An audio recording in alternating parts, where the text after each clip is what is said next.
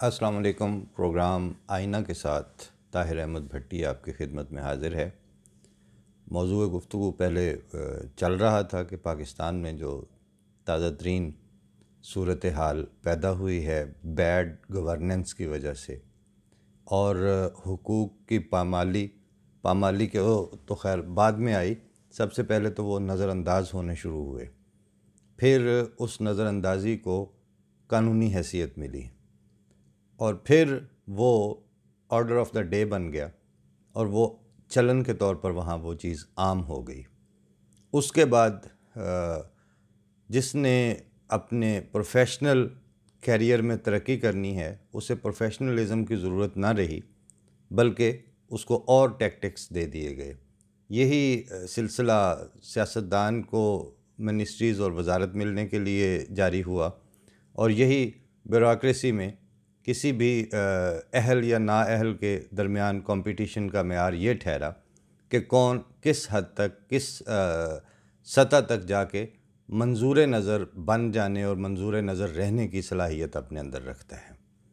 Merit को बिल्कुल बाकायदा तलाक दी गई और वो फिर अब वहाँ पर एक बेवा भी नहीं, उसकी अब वहाँ मेरिट की वहाँ पे अब कोई भी हैसियत नहीं है और यूँ कहें कि मेरिट जो है वो वहाँ मुंह छुपाए फिर रहा है या वहाँ से वो कूच कर चुका है और वहाँ इस वक्त एक धड़ा दूसरा धड़ा दोनों एक दूसरे से बदगुमानी बेईमानी में मुकाबले की मुसाबकत की दौड़ में पड़े हुए हैं और उस हालत में अवामुन नास के साथ एक वाक़या तो हाईलाइट हो गया, लेकिन वाक़यात तो पूरी लिस्ट मौजूद है। कल सारा दिन जो है वो इसी हवाले से पाकिस्तान में मुख्तलिफ़ दोस्तों से बातचीत करते गुज़रा और मुख्तलिफ़ हवालों से उनसे बाकायदा कहीं बहस हुई, कहीं तबादला ख़्याल हुआ, कहीं ये कि आपकी क्या राय है, आप क्या समझते हैं, आप किस तरह सोचते हैं। इस तरह से सारी बात होती रही। लेकिन जैसा कि मैंने अभी अर्ज़ किया है कि वो जो मेरिट को तलाक दे के तो नाअहल आदमियों को सिर्फ़ उनके मंजूर नज़र बनने की बुनियाद पर आगे लाने का कल्चर था, वो पूरे तूल व अर्ज़ में आम है। कहीं कहीं इक्का दुक्का जो साहिबान अहलियत हैं या जो अपनी कमिटमेंट के साथ चल रहे हैं उनका आप कहीं नाम नहीं सुनेंगे, उनकी कोई पोस्टिंग नहीं आपको नज़र आएगी, उनकी वो बस हैं, हर चंद कहें कि हैं नहीं हैं वाली सूरत हाल के तहत वो चल रहे हैं।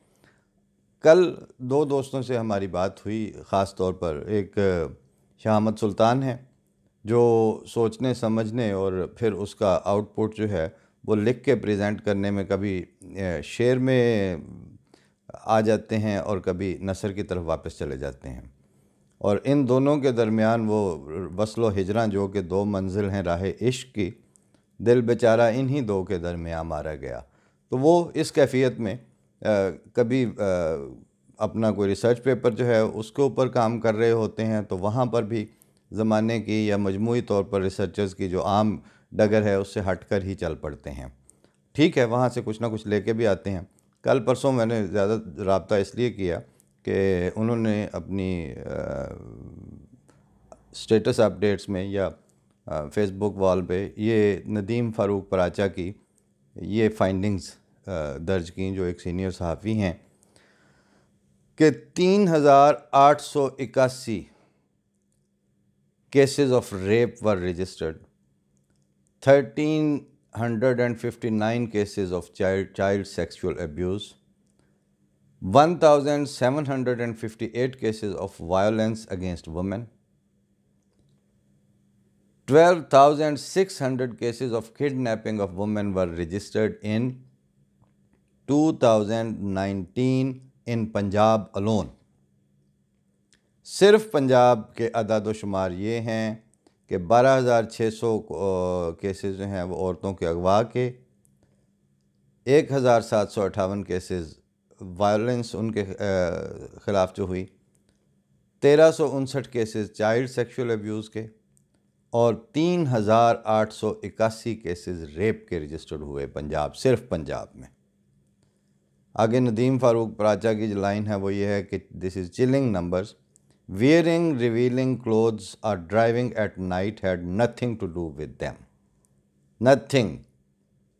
एक तो जो आदाद शुमार, जो फैक्ट्स और फिगर्स हैं, वो इनके सो कार्ड बयानबाजियों को रेफ्यूट खुद कर रहे हैं, किसी के आगे आके इनके ख़िलाफ़ बोलने की ज़रूरत ही नहीं है। उसके बाद हमारे दूसरे दोस्त हैं अदनान रहमत, रेगुलर लिखने वाले भी दी न्यूज़ में और इस तरह इंटरनेशनल अखबारात में भी लिखते हैं, और पिछले तकरीबन 30 साल सहाफ़ती एवेलुएटरी जॉब जो हैं मुख्तलिफ़ मौक़ों पर, मुख्तलिफ़ कॉन्फ्रेंसेस में, मुख्तलिफ़ वर्कशॉप्स में, मॉनिटरिंग एवेलुएशन में भी उनका अच्छा खासा रोल, बल्कि उनकी जॉब्स रही हैं।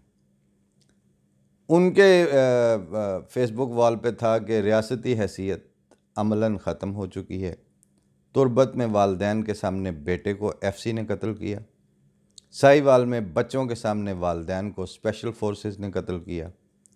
लाहौर मोटरवे पे बच्चों के सामने माँ को गैंग रेप किया गया और पुलिस चीफ ने औरत को कसूरवार करार दिया। इस्लामाबाद में एक सहाफ़ी को इंटेलिजेंस वालों ने अगवा करके टार्चर किया। कबायली इलाकों बलोचिस्तान और सिंध में से हज़ारों लोग एहतसाब एहलकारों के हाथों गायब, टार्चर या कत्ल हो चुके हैं। क्या मुल्क के तमाम शहरी कीड़े मकोड़े हैं और ये तमाम रियासती इदारे और इनके एहलकार हमारे आका हैं? ये रियासत अब शहरियों की मुहाफ़िज़ नहीं बल्कि शहरियों की शिकारी बन चुकी है। इस मुल्क और रियासत की अखलाकी और फंक्शनल हैसियत मिट चुकी है। अब हम अमलन जंगल में रह रहे हैं।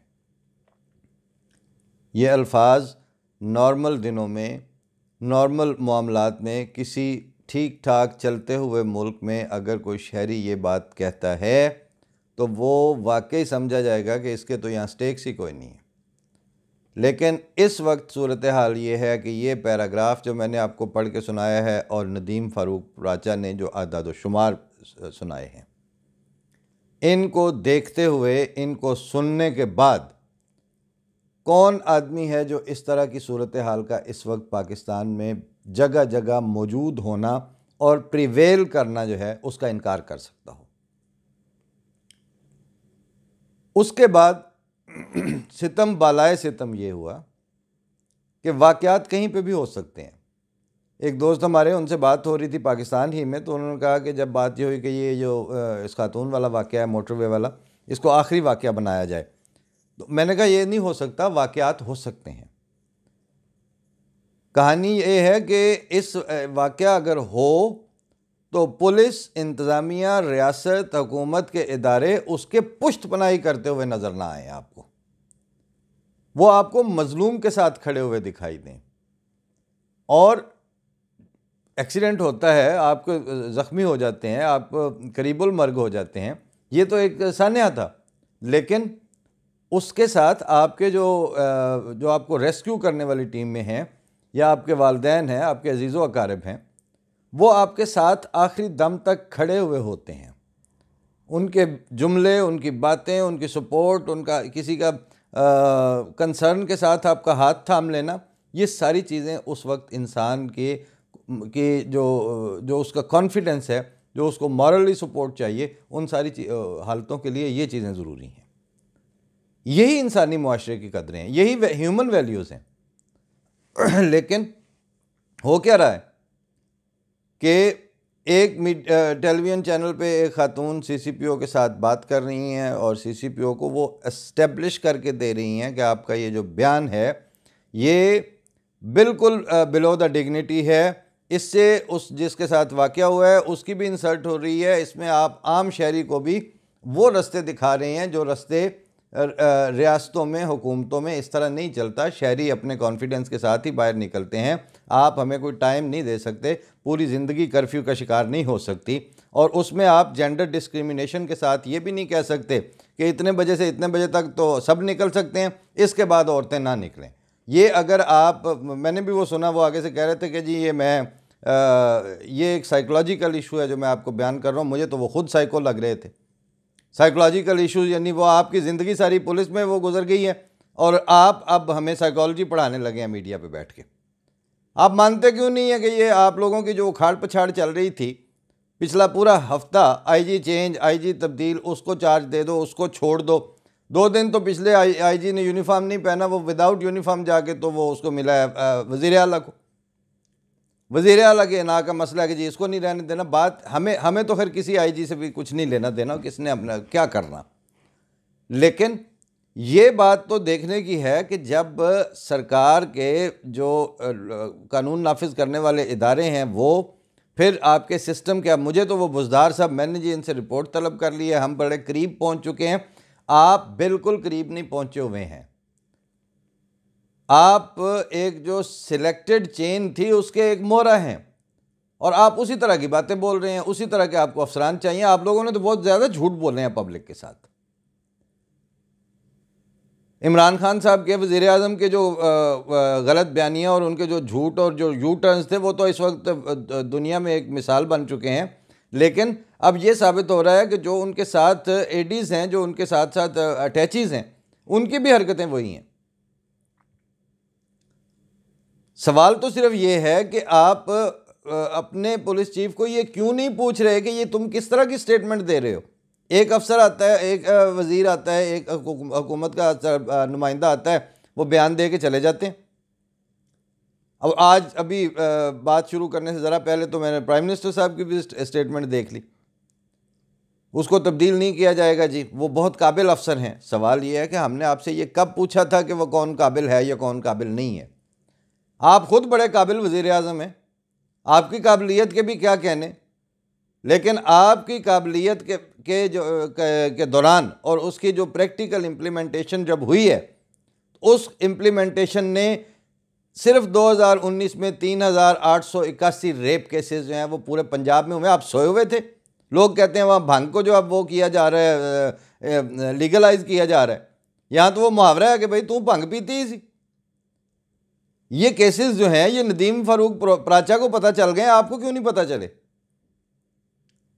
ये लिस्टें जो हैं ये सबको पेश होती हैं, आप क्या कर रहे होते हैं।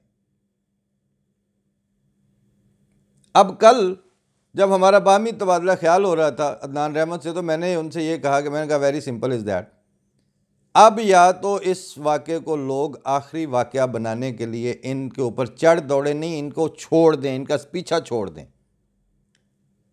यानी इस तरह बाहर आएँ, इस तरह अपने एहतजाज जो है वो रजिस्टर करवाएं, इस तरह अपनी सपोर्ट का इजहार करें और इनके सपोर्ट के बगैर करें। ये अपने तौर पर या तो वो ये खुद स्टैंड लें, और इनका स्टैंड तो नज़र आ रहा है ना कि रोज़ स्टेटमेंट एक उनकी उसके हक में आ रही होती है कि वो निकली क्यों थी घर से। ये तो बड़ी काबिल शर्म बात है कि जी ये फ्रांस नहीं है, ये पाकिस्तान है। तो आप अपने इलेक्शन में ये क्यों दावे किया करते थे कि हम पाकिस्तान को पेरिस बनाने जा रहे हैं।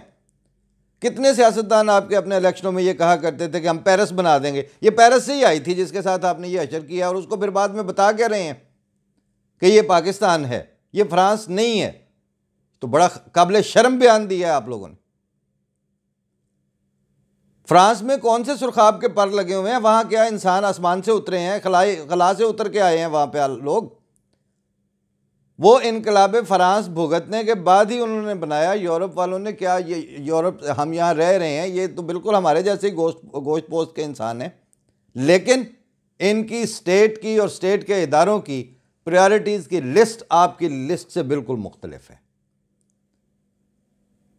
इन लोगों के जो करने के काम हैं और दिलचस्पी लेने के उमूर हैं इनके स्टेट्समैन के, वो आप लोगों के उससे बहुत ज़्यादा मुख्तलिफ है।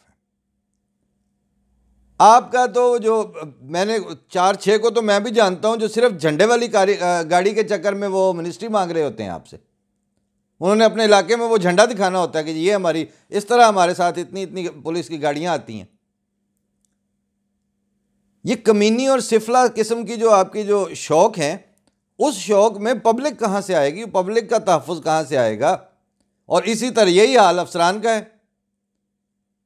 वो जिसके पास आम तौर पर एक यानी एसपी डीआईजी के दौर में अपनी ज़ाती यानी पुलिस की सरकारी गाड़ी के अलावा 1-2 गाड़ियाँ लैंड क्रूज़रें और पजेरोज़ या इस तरह बड़ी गाड़ियाँ उसके डिस्पोजल्स पे रहती हों, उसको पुलिस के अफसरान आपस में गुफ्तगू में रिसोर्सफुल अफसर कहते हैं। वो sir he is very resourceful. ये तो आपके कल्चर हैं, आप लोगों को, आप थाना कल्चर को आईजी ऑफिस के कल्चर तक ले जा चुके हैं। थाना अब सिर्फ वहां तक नहीं रहा, थाना अब प्रोविंशियल चीफ और वफाकी हुकूमत के इदारों हर लेवल पर अब आपने थाने बना दिए हैं। फ़र्क ये है कि यहाँ पर थाने नहीं, थाने होते हैं, ये सारा कुछ है, पुलिस के स्टेशन हैं, लेकिन पुलिस के offices are one of the many other offices. वो भी एक दफ्तर होता है, उसमें भी एहलकार हैं, उसमें लोग हैं जो काम कर रहे हैं, और उसमें इस तरह नहीं है। हमारा एक दोस्त होता था बड़ा अच्छा, यानी एमए करने के बाद उसका उर्दू अदब में एमए था, बाद में उसकी सिलेक्शन हुई, वो एएसआई होता, डायरेक्ट पता नहीं शायद इंस्पेक्टरों की भर्ती हुई, वो हो गया। तो मेरी उसके लंबा अरसे के बाद मुलाकात हुई, तो अब तो खैर काफ़ी सीनियर हो चुका है, तो वो शेर बड़े अच्छे सुनाया करता था। अमजद इस्लाम अमजद की शायरी उसने याद की हुई होनी, और वो जंगोची लहजे में वो सुनाता था, तो वो अजीब ही, हम हंसते भी थे, खुश भी होते थे, लेकिन बहरहाल ही कुड अंडरस्टैंड के हम बहरहाल उस पर तज़हीक नहीं करते थे। हमारी प्यारी दोस्ती थी, बहुत अच्छे। रवा के वो जो कैफ़े कोकन जिसका हम जिक्र करते हैं, वहाँ पर रोज़ शाम को सीटिंग होती थी। तो जब काफ़ी अरसे के बाद अचानक रब्ता मुनक़ता हुआ, 10-15 साल के बाद मैंने इस्लामाबाद से वापस गया हुआ था, तो मेरी मुलाकात हुई। तो मैंने कहा कि सुनाओ क्या हाल चाल है, क्या हो रहा है? तो वो बताता है, कहता है जी मैं 6-7 SHO शिप्पां कट्टी बैठा। मतलब ये है कि मैं 6-7 दफ़ा SHO मुख्तलिफ़ जगहों पे लग चुका हूँ। लेकिन ये उसके अल्फाज में बता रहा हूँ, लेकिन भट्टी साहब मैन शक के जेड़ी सब SHO के मुँह ते लानत है पुलिस वाली, वो मेरे ते अजे कोई नहीं पई। अब ये चाहे वो जोक में ही बात हो रही थी, और बात भी आज से कोई 10-12 साल पुरानी है, और उसकी जो जस्टिफिकेशन उसने दी वो बड़ी काबिल गौर है।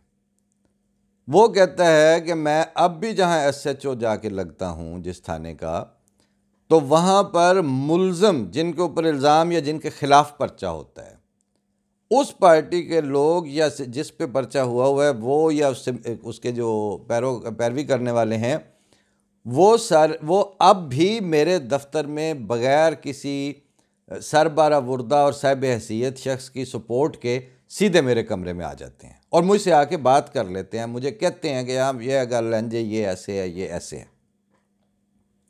उससे मैं ये समझता हूँ ये उसकी अंडरस्टैंडिंग, और वो अपने बारे में बयान कर रहा है कितनी ये है जनाब CCPO साहब, इसको साइकोलॉजी कहते हैं। आप कौन सी साइकोलॉजी बता रहे हैं? नफ्सियाती नुक्ते आप लगे हैं बयान करने। तो वो कहता है कि मैं इससे ये समझता हूँ कि जो खौफ और एक गैर इंसानी हद तक रोब पड़ता है दूसरे बंदे पर SHO का, वो एक लानत है जो उसकी शक्ल और उसके दफ्तर पर पड़ती है। तब लोग उससे इतना डरते हैं कि उसके सामने आने से पहले किसी न किसी को साथ लेके आते हैं कि उनकी इज्जत और उनकी जान महफूज रहे, वो उठ के वहीं ना मारना शुरू कर दें, जलील करके ना निकाल दे दफ्तर से। तो कहता है कि मेरे पास तो 7 SHO शिप्स मैंने अभी तक भुगती हैं, अभी तक लोग सीधे मेरे दफ्तर में आ जाते हैं, मुझसे उस तरह नहीं डरते हैं।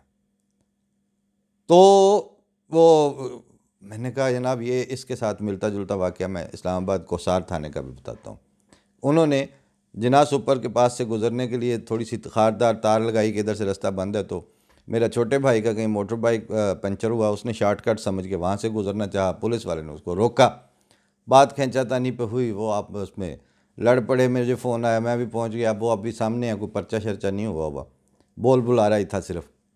तो मुझे वो जो गेट पे यूनिफॉर्म में पुलिस वाला खड़ा हुआ था, तो वो कहता है कि इसने मेरे साथ बदतमीज़ी की है। मैंने कहा वाकई की है? कहता हाँ हाँ की है, पूछो ये देखो।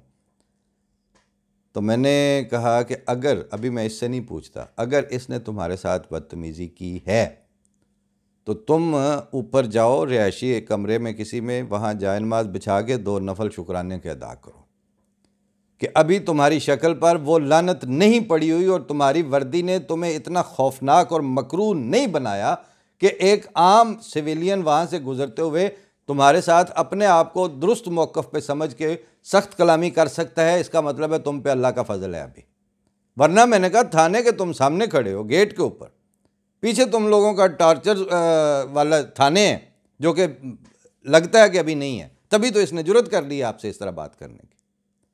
वो सिपाही था, मैट्रिक पास होगा, इतनी उसको शर्म आई और उसने वो सारी बात हंस के टाल दी उस बंदे ने कि हाँ वाकई बात यह है कि आपके लोगों को भी ये शऊर हासिल है कि आप लोगों ने थाने को खौफनाक जगह बना दिया हुआ है, और वो जो एक अफसर के ताबे हजारा और सैकड़ों थाने हैं, तो वो तो उन खौफनाक जगहों की मां हुआ। इसलिए इस माइंडसेट को चेंज करने की ज़रूरत है जो सरेदस्त नज़र नहीं आ रहा।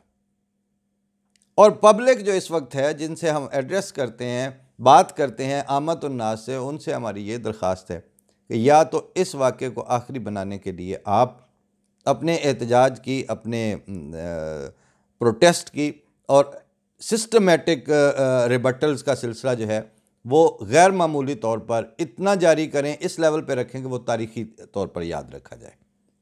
और अगर आप इस औरत वाले मोटरवे वाले वाक़े के ऊपर वाक़यातन उस तरह से नहीं निकल सकते, उस तरह से एहतजाज या अपना जवाब या रद्द-ए-अमल रिकॉर्ड करवाने की अब आप में ज़रूरत नहीं है, तो कल को जब इनके मिलियन मार्च निकलते हैं तो आपको कोई हक़ नहीं होगा कि आप उन सियासतदानों और उन मौलवियों और उन फजलुर रहमानों और उन इमरान खानों के पीछे और उन शहबाज शरीफों के पीछे जो अब चुप हैं, फिर उस वक्त आप क्यों निकल आते हैं, क्यों चल पड़ते हैं? वो पब्लिक कहाँ से आती है? वो जो उस वक्त 1.5 लाख तो 2 लाख तो तरानों के साथ तो गानों के साथ निकले हुए हैं। अब है मौका बात करने का। वो जो इकबाल ने कहा है ना कि वो नादां गिर गए सजदे में जब वक्त क़याम आया। आपको जहाँ खड़े होना पड़ता है वहाँ पे आप सजदों में गिर जाते हैं। ये पब्लिक के लिए है कि पब्लिक अब जो है, जो सुनने वाले हैं, जो आम बंदा है, जिसके साथ हो रही है, जिसके बारे में वो मुन्नू भाई ने कहा है कि साड़ियाँ इज्जतां लुटियाँ गईयां, साड़ी नीयां पुट्टियां गईयां, असी बेचारे बोड़ा थले उगण वाली घाह दे तीले धुप ते मींह नूं तरस गए हैं। लख करोड़ां दी की गल है, 10 ते 20 नूं तरस गए हैं। तो ये जो घाह दे तीले और मतलब ग्रास रूट लेवल है, ये अब या तो बोले या फिर उस वक्त इनके पीछे ना निकले।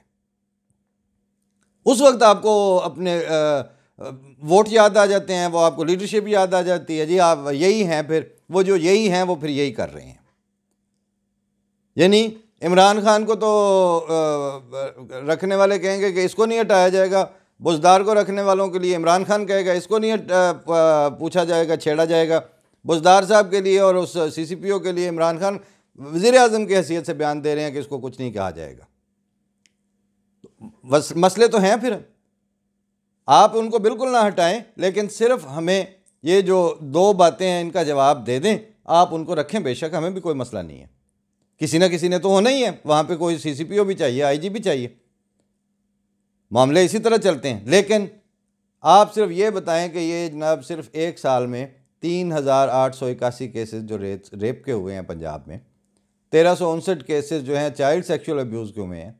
उस वक्त आप क्या कर रहे थे? उस वक्त कौन सी रात थी? उस वक्त किसकी गाड़ी का पेट्रोल ख़त्म था? उस वक्त किसने मोटरवे की बजाय GT रोड नहीं इस्तेमाल की थी? इसलिए ये नॉनसेंस अब बंद होनी चाहिए। पब्लिक बिलबिला रही है, पब्लिक के साथ ये वो वाक़यात हो रहे हैं कि सेकेंड वर्ल्ड वार के जो टार्चर्स और वहाँ के जो ज़हनी अज़ियत और ह्यूमिलेशन के वाक़यात हैं, ये उनको शर्माने वाले वाक़यात हैं। अब शर्म आनी चाहिए। फ़िलहाल तो यहीं पे बस करते हैं, आगे फिर अगले प्रोग्राम में इंशाल्लाह जब मज़ीद किसी इशू पे, क्या मतलब बात तो अब ज़ाहिर है चेंज करनी है। बात ये है कि ये वाक़या, इसको आप आखिरी वाक़या बनाने की तरफ जितनी जल्दी तवज्जो कर लें, आप पाकिस्तान को उसकी रियल डगर पे डाल सकते हैं। अभी ये जो ऊपर लिख रहे हैं ना कि ये यहाँ पे रियासत की हैसियत अमलन ख़त्म है, वो आपके हर फैसले और वहाँ के हर वाक़े से नज़र आ रही है। इसको अगर रीगेन करना है तो ये अब शोरश पसंदाना किस्म के और दिखावे वाले जो स्टेटमेंट्स हैं, ये अब उनसे वापस नहीं आएगी। ये तो काम करने से वापस आएगी, दयानतदारी से वापस आएगी और दयानतदारी से बैठ के सोचने से वापस आएगी। ये जिन दोस्त का भी शहामत सुल्तान का जिक्र किया, वो कहते हैं कि मैं तो अब कुछ भी नहीं लिख रहा, कुछ भी नहीं कह रहा, मैं सिर्फ क्रिमिनल जो जस्टिस है कि जराइम के अगेंस्ट निज़ाम इंसाफ अब किस तरह खड़ा हो, और वो भी वकलात तहरीकों के बगैर खड़ा हो खुद से, और वो उसको रास्ता बनने में और उसको अपनी जगह पे कायम होने में, रियल जस्टिस का जो आपका निज़ाम इंसाफ है उसको सचमुच में अपनी हैसियत मनवाने और अपने वाक़यातन फ़ैसलों की बुनियाद पर इस्टेब्लिश होने के लिए अभी उसके लिए भी बहुत टाइम चाहिए। ये वकला मूवमेंट और फलाने जस्टिस को बहाल कर दो तो फलां को रख लो, ये वो निज़ाम इंसाफ नहीं है, ये कुछ और चीज़ है। हकीकी इंसाफ वो है यहाँ जहाँ जजेस जो हैं उनका डेकोरम हर चीज़ से बाला हो जाता है और उनके कैरेक्टर से इस्टेब्लिश होता है कि उनका डेकोरम जो है वो अब किसी और लेवल पे पहुंचा हुआ है। ये बहुत काम करने वाले हैं, मगर वो होंगे तब जब पब्लिक को एक पीस ऑफ माइंड और रोज़मर्रा सिक्योरिटी आपने देनी है, या आप इसका इनकार कर दें, खुल के इनकार करें, क्योंकि आप करें या ना करें आप साबित हो रहा है कि आप लोग सिक्योरिटी प्रोवाइड नहीं कर रहे। ना मेंटल सिक्योरिटी है, ना फिज़िकल सिक्योरिटी है, ना सोचों को तहफ़्फ़ुज़ है, ना इजहार को तहफ़्फ़ुज़ है। तो ये जब वाक़या कहीं हो चुका होता है तो आप जिस 22 करोड़ की आप बातें किया करते थे ना, जिसको आप अपना एसेट बना के फिर उसको मैनिपुलेट करते हैं अपनी रिट और अपनी सीट और अपने स्टेटस और अपनी वजारतों और वजारत उज़्मा के लिए, अब ये 22 करोड़ जो हैं ये अगर उस पर उतर आते हैं और वो उनको सांस ही नहीं आता तो फिर आपको इनमें से कुछ भी नहीं मिलेगा।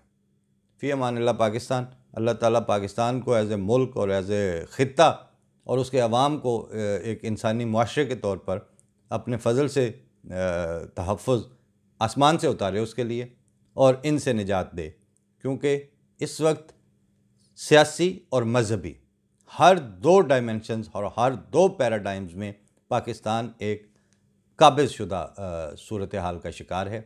अल्लाह ताला इससे निकाले हमें और लोगों को खुली फ़ज़ा में खुले जहनों के साथ आगे बढ़ने और सांस लेने के माहौल अता करें। फ़ी अमानिल्लाह पाकिस्तान। अस्सलाम वालेकुम।